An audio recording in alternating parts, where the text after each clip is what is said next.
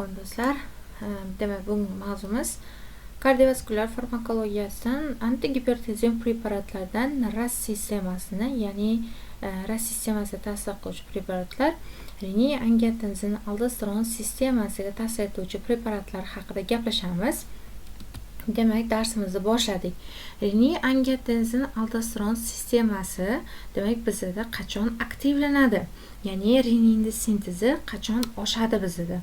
Bizda qachonki qon bosim tushsa, demak blood pressure tushsa, ya'ni qon bosim pasayib ketsa, bizda buyrakdagi baroretseptorlar demak qon bosim tushganini sezadi va qo'zg'ash hisobiga rinin sintezi oshadi. Demak, ikkinchisi simpatik nerv sistemasi aktivlansa. Simpatik nerv sistema demak aktivlanadigan bo'lsa, bizda yuksaglomerular demak apparatdagi beta baroretseptorlar qo'zg'aladi va bu ham demak rinin sekretsiyasini oshiradi. Bundan tashqari simpatik nerv sistemasi aktivlanadigan bo'lsa, bizda beta baroretseptorlar yana qayerda bo'ladi? Yurakda bo'ladi, to'g'rimi? Yurakdagi beta baroretseptorlar qo'zg'ash hisobiga ham demak heart rate oshadi undan tashqari. Va demak bizda simpatik nerv sistemasi qo'zg'ash hisobiga renin sekretsiyasi oshib ketganligi uchun total peripheral resistance, ya'ni umumiy tomirda qarshiligi ham oshib ketadi, afterload oshadi. Demak, bu hammasi demak RAS sistemasi aktivlangani hisobiga bo'ladi. Keyingisi macular dense cells, ya'ni distal demak bizda distal convoluted tube da, ya'ni mana bu demak yuksaglomerular apparatni demak distal convoluted tube'da bizda maxsus hujayralar bor, ya'ni macular dense cells degan maxsus hujayralar bor. Bu hujayralar demak natriy xlor agar natriy xlorda demak miqdori kamayib ketadigan bo'lsa, bizda natriy xlori kamayganini bu hujayralar sezadi va filtratsiya yaxshi bo'lmayapti, yetarlicha bo'lmayapti deb o'ylab prostaglandinlarning sintezini kuchaytiradi va bu esa afferent demak afferent qon tomirlari kengaytiradi.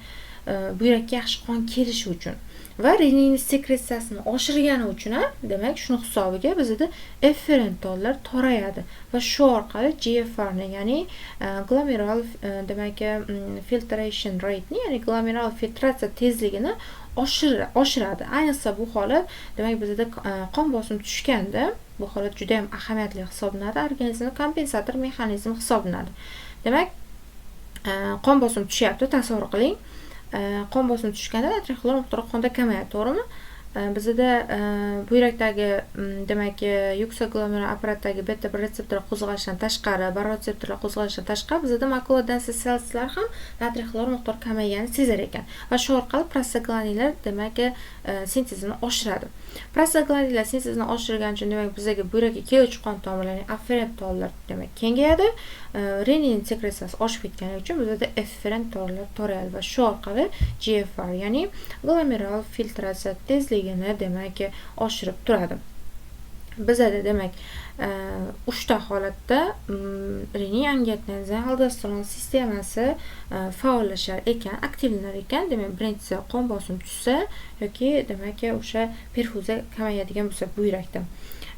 Buyrakda perfuziya kamayadigan bo'lsa, misol uchun buyrak demak arteriyalarda agar ateroskleroz bo'ladigan bo'lsa, misol uchun o'rta yoshli ayollarda bu holat ko'p kuzatiladi va bunda ham demak riniy angiotensin aldosteron sistema demak bizda aktivlanadi.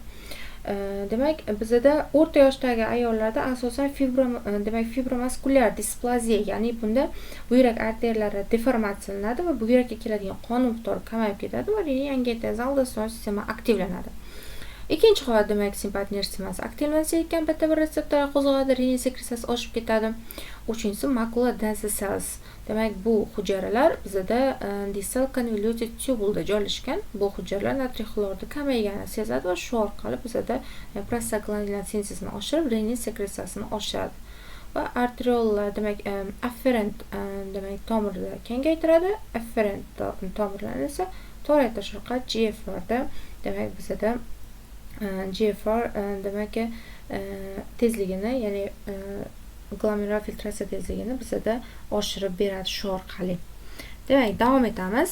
Endi riniy angiotensin aldosteron sistemasi bizda mana bu rasmda juda ham chiroyli holatda tasvirlangan. Qachonki demak qon bosimi tushdi, drop in blood flow blood pressure ya'ni qon bosimi tushadigan bo'lsa, drop in fluid volume ya'ni umumiy demak hajmi kamayadigan bo'lsa, bu sistema bizda ishga tushadi. Va bu sistema ishga tushganda nima bo'ladi? Buyrakdan renin release from kidney ya'ni buyrakdan renin ishlab chiqarilishi oshadi. Renin demak buyrakda qanday oshishini mana bu rasmda sizlar bilan gaplashib 3 ta holatda oshadi. Xo'p, renin demak miqdori oshdi, buyrakdan ishlab chiqarilyapti. Endi nima bo'ladi? Endi jigardagi angiotensinogen demak moddasi shu renin ta'sirida angiotenzin 1 ga aylanadi. Demak, angiotenzin 1 hosil bo'ldi va angiotenzin 1 endi bizga angiotenzin 2 ga aylanishi kerak. Endi qanday aylanadi? Bu uchun bizga ferment kerak. Qanaqa ferment? Demak, angiotensin converting enzim ya'ni angiotenzin 1 ni angiotenzinga aylantirib beruvchi ferment degani. Bu ferment qayerda? Bu ferment demak o'pkada. O'pkani demak endotelli hujayralarda bizda bu ferment joylashgan. Demak, bu fermentning vazifasi angiotensin 1 ni angiotensin 2 ga aylantirib beradi. Demak, angiotensin 1 o'pkadan ishlab chiqaruvchi ferment ta'sirida qonda angiotensin 2 ga aylanadi. Ana endi bizda bu fermentning vazifasi faqat angiotensin 1 ni angiotensin 2 ga aylantirib berishmi? Yo'q, albatta. Bundan tashqari u o'pkachidagi bradikinni parchalab turadi. Bradikinni parchalab turganligi uchun ham demak bizda qon tomir o'tkazuvchanligi oshib ketmaydi sog'lom odamda va yo'tal demak chaqirmaydi. Agar biz demak angiotensin converting enzimni bloklaydigan bo'lsak, ya'ni mana shu fermentni bloklovchi dori beradigan bo'lsak, misol uchun angiotensin converting enzim inhibitorlar yoki APF inhibitorlar beradigan bo'lsak, demak o'pkani ichida bradikinning miqdori oshib ketadi, parchalanmaydi, o'pkani ichida bradikinning miqdori oshib ketadi va tomirlarni o'tkazuvchanligi oshib ketib bizda bemorda demak yo'tal chaqiradi va tomir o'tkazuvchanligi oshib ketganligi uchun ham qon tomiridagi plazma to'qimalari chiqish hisobiga demak tomoqda, tilda, yuzda va ichki a'zolarda shish ya'ni angenevrotik shish hosil bo'ladi. Bu APF inhibitorlar nojo'ya ta'siri. Endi angiotensin converting enzimning vazifasi bu. Agar biz bloklaydigan bo'lsak, qanaqa holatlar yuzaga kelishini gaplashdik. Endi davom etamiz. Angiotensin 2 hosil bo'ldi. Bizda asosiy modda mana shu. Endi bu nima qiladi? Angiotensin 2 o'zini retseptorlariga bog'lanadi va maxsus retseptorlar orqali bizga angiotensin 2 also acts directly on blood vessels, stimulating vasoconstriction, narrowing, ya'ni angiotensin 2 demak bizga to'g'ridan-to'g'ri qon tomiriga ta'sir qiladi, blood vessels qon tomiriga ta'sir qiladi va vasoconstrictionni stimulaydi, ya'ni tomirni toraytiradi deyapti. Mana bu normada qon tomiri bo'lsa, endi angiotensin 2 ta'sirida bizda demak vasokonstriksiya bo'ladi tomir. Ya'ni tomirlar torayadi va bu demak total peripheral resistance ham sabab bo'ladi, oshishiga sabab bo'ladi. Ya'ni umumiy tomirning qarshiligiga ham oshishiga sabab bo'ladi. Va angiotensin 2 retseptorlar bizda yana buyrak usti bezida ham bo'lganligi uchun buyrak usti demak korteks qismida, ya'ni po'stoq qismida bo'lganligi uchun bizda adrenal gland, ya'ni buyrak usti bezida demak korteks qismiga ta'sir qiladi va bizda aldosteron sintezini stimulaydi, ya'ni aldosteronning miqdorini oshiradi. Aldosteron miqdorini oshirgandan keyin aldosteron nima qiladi? Aldosteron buyraklarda demak natriy xlor va suvni reabsorbsiyasini kuchaytiradi.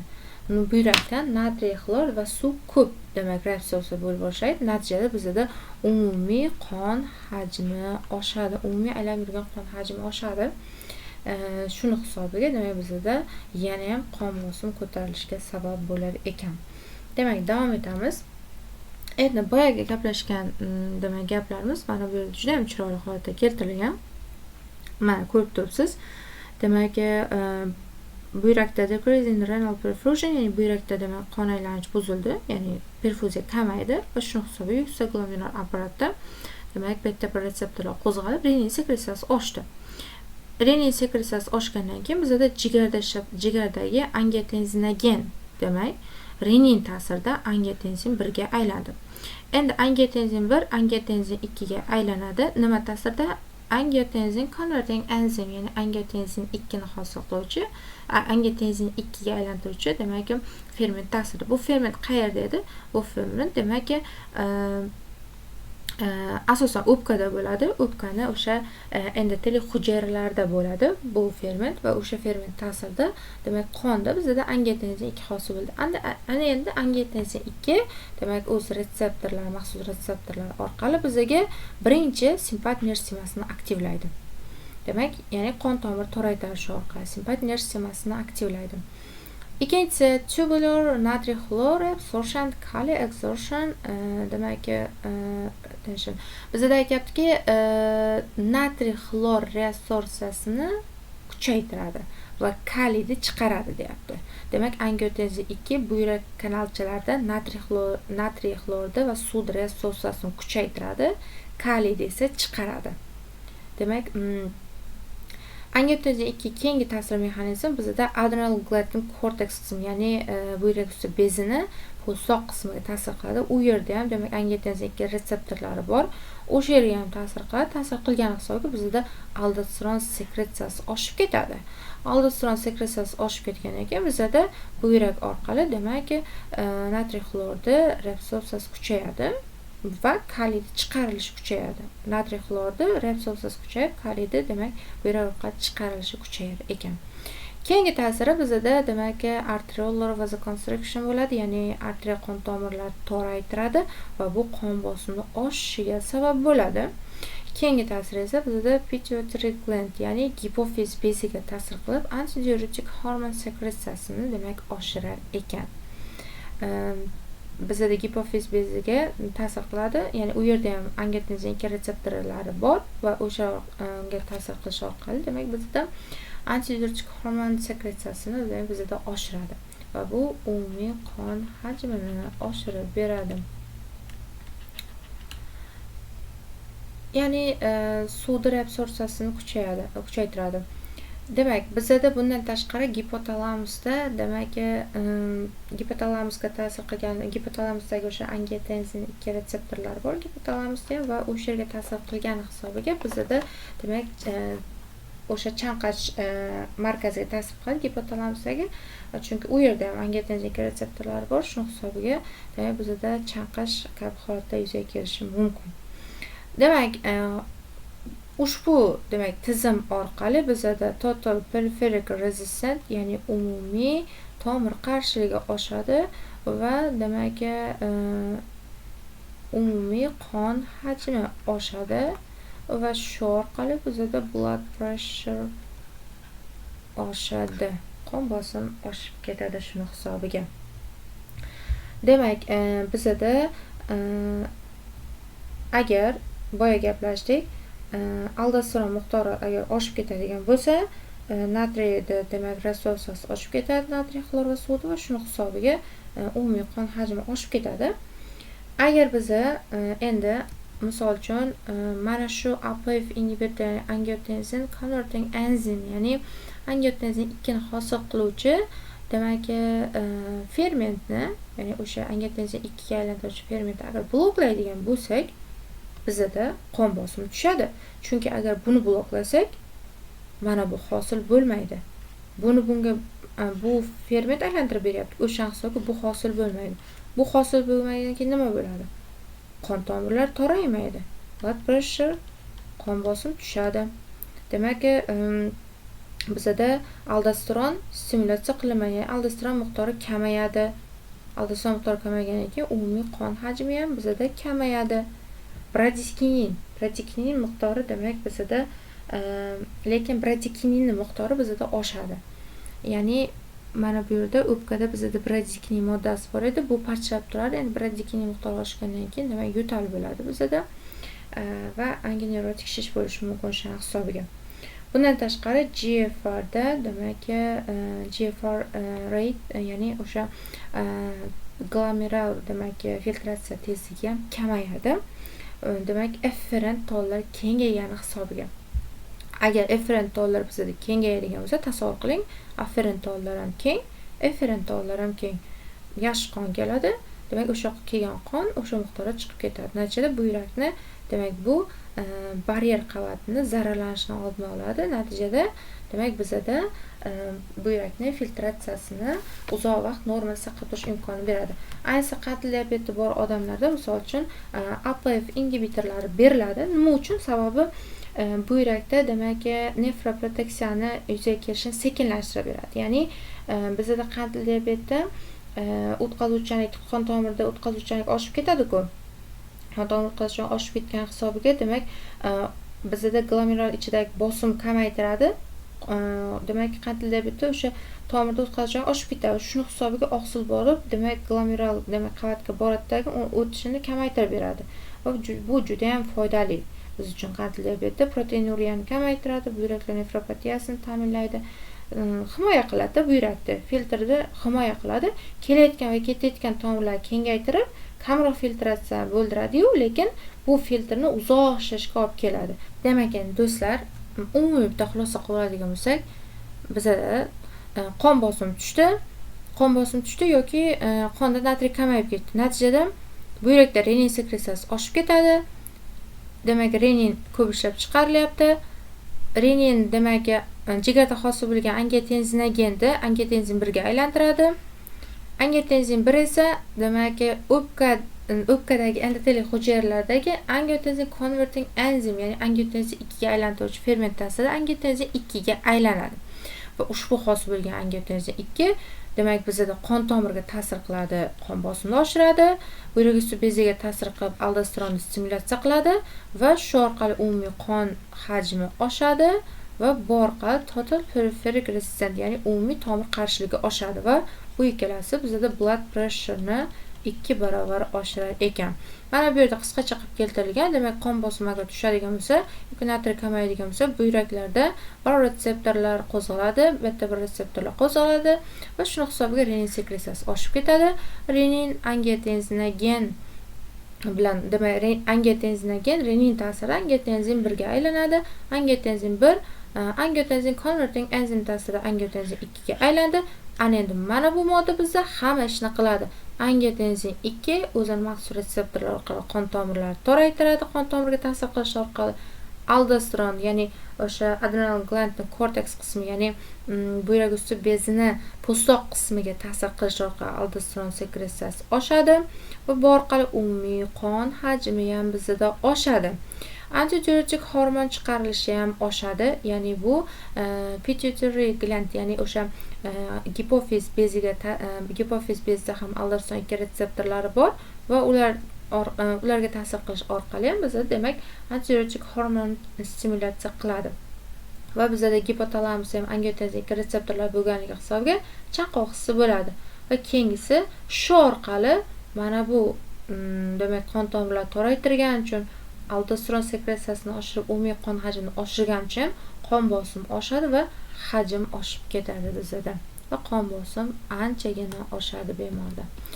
Keyingisi ana endi angiotenzin konvertlovchi ferment APF ingibitorlarni bloklaydigan dori guruhlar haqida gaplashamiz. Demak, bizda captopril, enalapril, lisinopril, ramipril, prindapril, fazinapril bular hammasi demak APF ingibitorlariga yoki angiotensin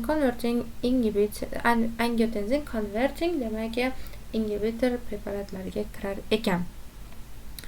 Demak, bizda bu yerda rasmda keltirilgan Larisda APF ingibitorlariga kirmaydi, angiotensin converting enzim ingibitorlariga kirmaydi. Bu lazartan guruhi sartanlarga kiradi. Bu yerda noto'g'ri qo'yilibdi. Demak, lekin captopril bizda APF ingibitorlar yoki enalapril bizda demak APF ingibitorlariga kiradi.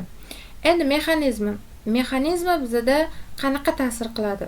APF ingibitorlari bloklansa, ya'ni APF demak angiotensin converting enzim, ya'ni angiotensin 1 ni angiotensin 2 ga aylantiruvchi ferment agar bloklanadigan bo'lsa, bizda nima bo'ladi? Bizda angiotensin 2 hosil bo'lmaydi. Angiotensin 2 hosil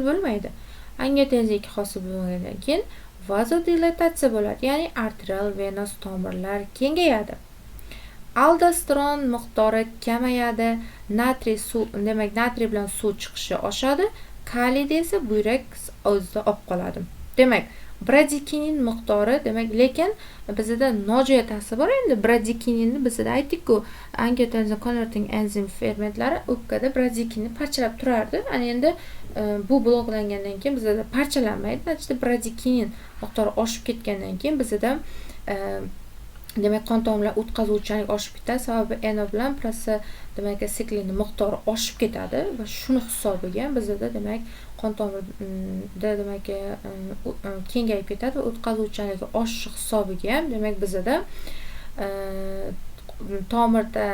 tomirdagi plazma demak to'qimalarga chiqishi hisobiga bizda tilda, tomoqda, bo'yinda, yuz sohalarida va ichki a'zolar shishish holati yuzaga keladi. Angionevrotik shishga sabab bo'ladi. Bu nojo'ya ta'sirlari. Endi asosiy ta'sir qanaqa bo'ladi? Asosiy ta'sir blood pressure pasaygani uchun bizda gipertoniyada qo'llaniladi. Ya'ni qon bosimini tushirgani uchun arterial gipertenziyada qo'llaniladi. Ikkinchi ta'siri bu birinchi ta'sir edi. Ikkinchi ta'sir bizda preloadni, afterloadni kamaytiryapti. Ya'ni old yuklamani va keyingi yuklamani kamaytiryapti. Qanday qilib?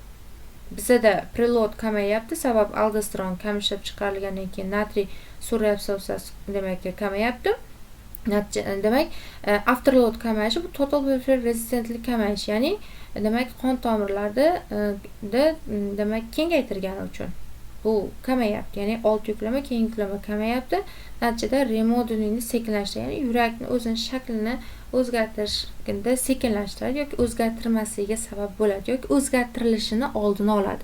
Bu asosan yurak yetishmovchiga juda ham effekti katta bu dorini. Demak, va miokard infarktdan keyin albatta beriladi preload, afterloadni kamaytirgani uchun. Keyingisi glomerular bosimni kamaytiradi. GFR, ya'ni glomerular filtration rate'ni kamaytiradi.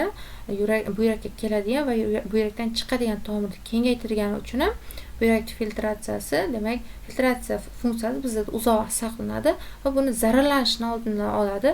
Ayniqsa bu diabetik nefropatiya himoyasi muhim ahamiyatga ega. Nima uchun? Qattiq diabet bo'lgan bemorlarda bizda qon tomiri zararlangani hisobiga ham tomirda o'tkazuvchanlik buziladi. Natijada bizda qon tomir demak o'tkazuvchanlik buzilganligi uchun ham bizda oqsil borib, bizda buyrakka boradigan demak qon tomirlar kengaygan holatda, buyrakdan chiquvchi qon tomirlar toraygan holatda bo'lsa, bizda demak oqsil baryer qavatini zararlashi mumkin. Ya'ni uzoq vaqt davomida glomerular filtratsiyada yuksak glomerular apparati, o'sha glomerular demak filtratsiyada agar bizda uzoq vaqt bosim baland bo'ladigan bo'lsa, baryer qavat zararlanadi. Natijada u yerda demak oqsil to'planish ehtimoli katta bo'ladi va shu hisobga demak proteinuriya demak oshib ketadi.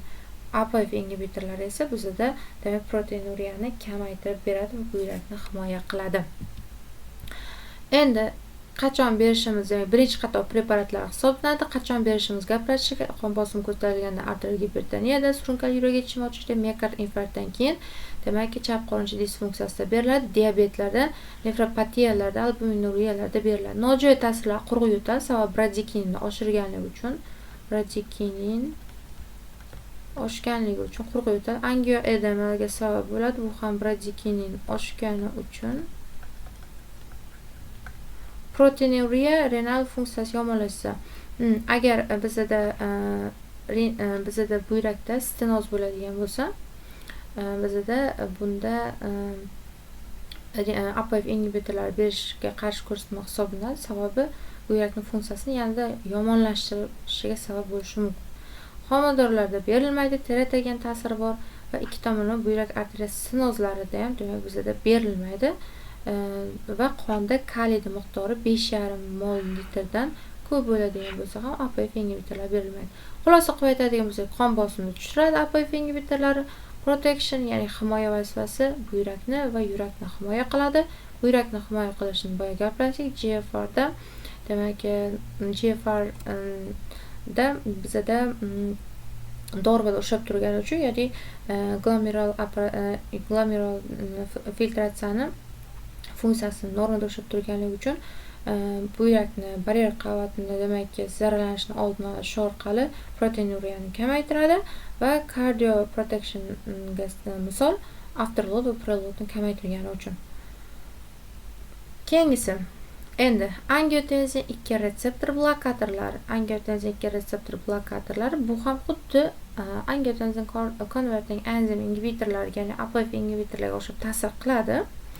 Bu dori preparatlarga bizda lazartan, olmesartan, kandesartan, valsartan, telmisartan juda ham keng qo'llanuvchi dori preparatlar. Valsartan, misol uchun Valsakor, demak olmesartan yurak yetishmovchilikda qo'llaniladi. Kordasol juda ham effekti katta. Demak bizda telmisartan, Amadey PL misol uchun Amadey preparatlari, demak bizda Cortel yoki preparatlar juda ham demak ahamiyatli bo'lgan dorilar. Bu preparatlar qachon beriladi? Qachonki APF ingibitorlarni berishga qarshi ko'rsatma bo'lsa va buni bitta effekti bor. APF ingibitordan ham o'zi ta'sir mexanizmi xuddi APF ingibitordek, faqat undan demak sifatli jihati, ya'ni undan ajratuvchi bitta belgisi angiotenzin 2 ni bloklagani uchun bradikinin oshmaydi bunda va yo'talni chaqirmaydi bizda. Demak, bizda o'zi angiotenzin agar qachon bradikinin oshadi, qachonki bizda mana bu yerda ko'rdik-ku, o'pkada bradikinin o'pkadagi o'sha angiotenzin converting enzimni bloklasak, bizda bradikinin oshib ketardi va yo'tal chaqiradi. Ana endi biz bu fermentni emas, angiotenzin 2 retseptorlarni bloklab qo'yadigan bo'lsak, bu ferment bloklanmayapti, shuni hisobiga bradikinin miqdori oshmaydi va bizda hech qanaqa yo'tal chaqirmaydi. Bu APF ingibitorlar berilmaydigan vaqtda angiotenzin 2 retseptor blokatorlar beriladi, juda ham keng qo'llaniladi. Qon bosimini tushirish, yurak yetishmovchilikda eng keng standart demak dori preparatlaridan hisoblanadi. Demak, nojo'ya ta'siri bor. Nojo'ya ta'siri kaliy oshganda 5,5 ml ko'p bo'ladigan bo'lsa yoki GFR, ya'ni GFR rate, ya'ni o'sha glomerular filtratsiya tezligi kamayib ketadigan bo'lsa, buni berib bo'lmaydi. Sabab bu yurak yetishmovchiligiga sabab bo'ladi.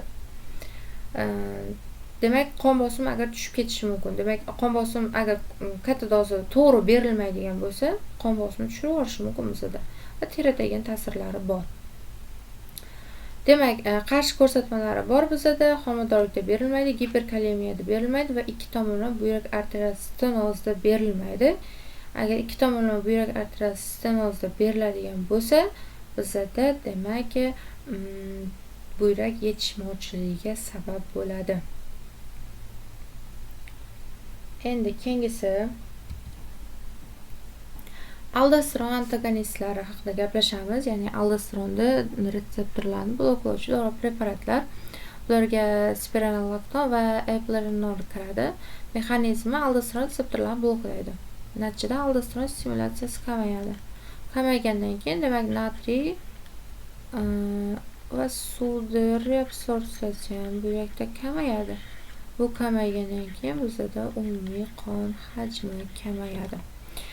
Natijada mana natriy va suv chiqariladi, reabsorpsiya kamayadi, kaliy va xlor demak ushlanadi. Kaliy va demak vodorod ionlari demak ushlanib qolinadi. Qon hajmi demak bizda kamayadi, qon bosimi tushadi shuni hisobiga va yurakka tushadigan yuk, ya'ni preloadlar kamayar ekan. Yurak yetishmovchiligida mortalityni kamaytiradi, yurak yetishmovchiligida o'lim xavfini kamaytiradi. Ya'ni agar fraksiya kamaygan bo'lsa, misol uchun yurak yetishmovchiligini o'sha diastolik disfunksiyasi, sistolik disfunksiyali yurak yetishmovchiligida fraksiya kamayib ketgan bo'lsa, misol uchun 25-30% fraksiya vibratsiyalarda, demak bu o'lim ko'rsatkichini kamaytiruvchi belgi hisoblanadi.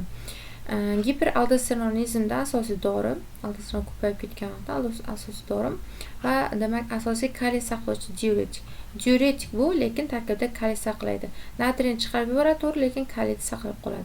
Qachon berish mumkin emas? Giperkalemiyada berib bo'lmaydi, chunki tarkibida kaliy saqlaydi. Ginekamassiyada ayniqsa spironolakton, demak spironolaktonda o'sha nojo'ya ta'sir ginekamassiya chaqiradi, o'sha hisobiga demak ginekamassiyada berib bo'lmaydi. Bu yurak yetishmovchiligida ehtiyot bo'lish kerak. Demak, bu agar bemorda yurak yetishmovchilik bo'ladigan bo'lsa, bizda bu kaliy saqlagani uchun tarkibida o'zi kaliy qonda ko'p, demak kreatin oshib ketgan. Agar yana aldosteron antagonistlar beradigan bo'lsak, bu holatni demak kuchaytirib olishimiz mumkin. Demak, do'stlar, bugun sizlar bilan RAS sistemasiga ta'sir qiluvchi preparatlar haqida gaplashdik. Bizlarni kuzatishda davom eting. kanalimizga obuna bo'lishni unutmang. Doimo o'z ustingizda ishlashdan charchamang. Sog' bo'ling, salomat bo'ling.